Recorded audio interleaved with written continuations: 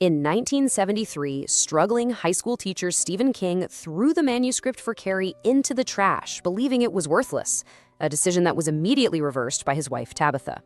Now think about that. This was a time of serious national anxiety, with Watergate and the end of the Vietnam War. And here's this young writer in Maine who decides his own story about a telekinetic girl is just a dead end. He just couldn't connect with the character, thought the whole thing was way too weird. But that one moment, that simple act of his wife reaching into the garbage, didn't just save a novel that would go on to shock the world. No, it rescued an entire empire, and it revealed a blueprint for creative genius that doesn't run on some fleeting inspiration, but on something way more powerful, and, as we're about to see, way more terrifying. All right, so here's our roadmap for today.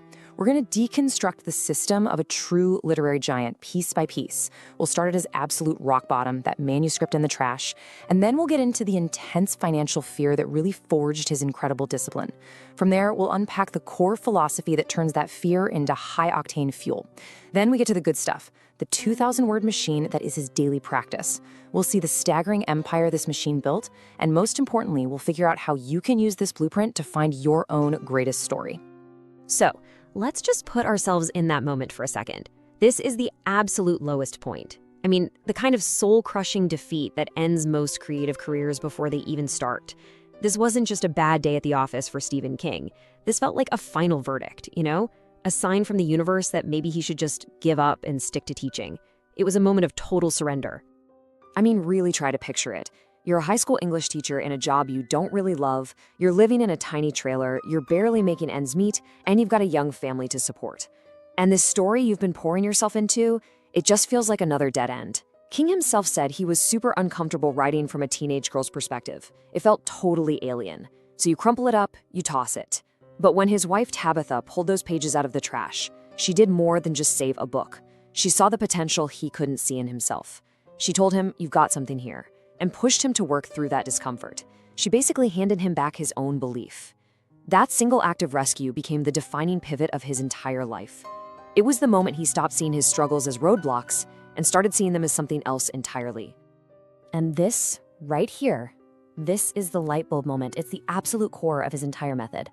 In that moment, King had this huge realization, all the stuff that felt like it was holding him back, the grinding poverty, the constant gnawing anxiety, the deep fears from his childhood, they weren't obstacles he had to get over before he could be creative. No, they were the raw material. They were the creative engine. The chaos wasn't something to escape from so he could write. It was the very thing he needed to write about. This realization was a massive turning point.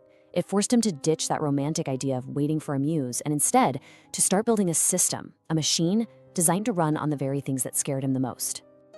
Now that big realization didn't just happen in a vacuum. To really get the power of his system, we have to understand the incredible pressure that built it.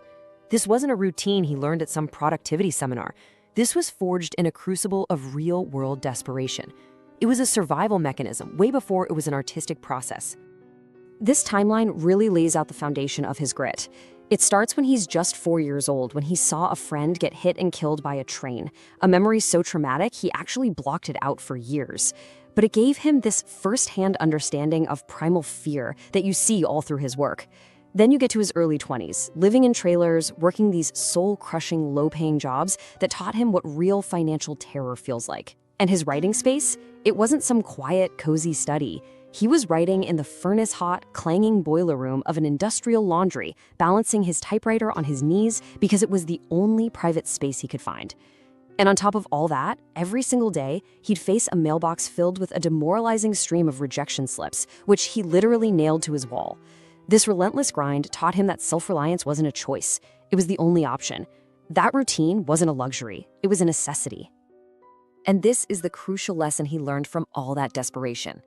For the young Stephen King, discipline wasn't some lofty artistic choice. It was a brutal, practical requirement for financial escape. He literally couldn't afford to wait for inspiration to strike. He had bills to pay, a family to feed. The work had to get done day in and day out, no matter how he felt, no matter how many times he was rejected. The routine was the only ladder he had to build, rung by painful rung, to climb his way out of poverty.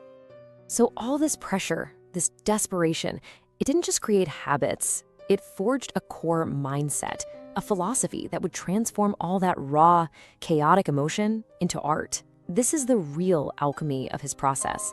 turning a liability, his own deep-seated fear, into his single greatest asset. So what is the Stephen King routine? Well, it's this core belief right here. It's a total aggressive rejection of that myth of the spontaneous genius waiting for a lightning bolt of inspiration. King's philosophy says the exact opposite, that great art is the predictable outcome of a system. It's about combining the consistent, blue-collar, day-to-day work of a craftsman with the raw courage of an artist willing to tap into some seriously uncomfortable emotional energy. It's methodical, it's systematic, and as his career has proven, it's incredibly powerful. Okay, so this whole philosophy breaks down into 3 key pillars. First, the door and the desk. King is famous for saying the door to your writing room must be closed, literally and figuratively. It's about creating a sacred, non-negotiable time and place for the work. You show up, whether you feel like it or not. Routine first, motivation second. Pillar 2, fear as energy. This isn't just a vague idea. It's the active process of taking his own anxieties about money, death, addiction, you name it, and channeling them directly into the plot and into his characters. It's what makes his horror feel so real. And third, the telepathy mandate. I love this one. It's his term for a ruthless commitment to just getting the first draft done. The goal is to get the story from his brain to the page as fast as possible, like telepathy, without letting that nagging inner critic interrupt the signal. Editing is for way later. The first draft is all about pure, uninhibited creation. All right, so philosophy is one thing, but how does it actually look day to day? Let's break down the actual habits that turn this mindset into a reality. This is where the machine gets built, gear by gear. This is the engine room of his literary empire. The heart of the machine is one simple number: 2,000. 2,000 words every single day. That includes weekends, that includes holidays, that includes his own birthday. For Stephen King, this number isn't a goal. It's not an aspiration, it's a law. It's the rent he pays to be successful. And this is his daily protocol. It's the ultimate expression of discipline before motivation. And the beauty of it is just how simple it is. The goal is a fixed output, that 2,000 words. The start is time-locked. He starts around 8 a.m., no excuses. And the main rule is absolute. You do not stop until the word count is met. This simple, rigid system completely removes debate. It removes procrastination. It removes that trap of waiting for the right mood. It is a machine designed to guarantee consistency and, over time, a massive volume of work. It is the ultimate cure for writer's block. Now, to maintain that level of output, you need intense focus. King gets there through meticulous control of his environment. His desk is simple, but the sensory input is anything but. He famously blasts loud, heavy music. AC/DC, the Ramones, Metallica. But this isn't just for fun. The purpose is strategic, to create a thick wall of sound that blocks out all external distractions and, just as important, the internal chatter of your own mind. It helps him get into a state of hyperfocus, almost like a trance, where the analytical brain just quiets down and the creative, storytelling brain takes over. The story can then just pour out. It's the final piece of the machine. So what happens when you run this machine every single day without fail for decades? Well, you don't just write a few books, you build a global empire. And the result wasn't a stroke of luck. It was the inevitable, predictable outcome of the system he built.